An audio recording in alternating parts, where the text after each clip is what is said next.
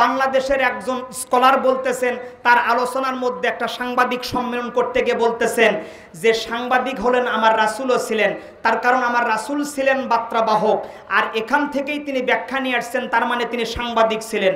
তারা যারা সাংবাদিকতা করতেছেন এরা আসলে ওই মহান পেশায় আছেন। হ্যাঁ, ভালো কথা, তারা মহান পেশায় আছে, কিন্তু রাসূল কি কোনো ধর্ষণের খবর জাতির কাছে প্রকাশ করছে?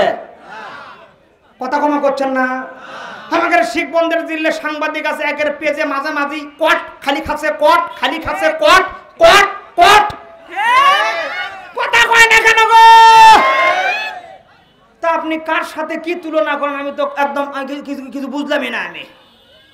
এরপরে তারা দলিল দিচ্ছে, আর এদের কিছু স্যামসো আছে, তারা তেল মারতেছে, তেল। তারা বলতেছেন আপনারা সূরা নাবা পড়েন। আরে ভাই, সূরা নাবা পড়েই তো আমরা আসছি, নাকি বলেন?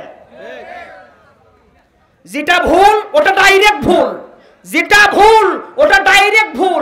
দরকার হলে নেতৃত্ব চেঞ্জ হবে, কিন্তু কোনোদিন ঈমান নামক দৌলত চেঞ্জ হবে না, নীতি চেঞ্জ হবে না।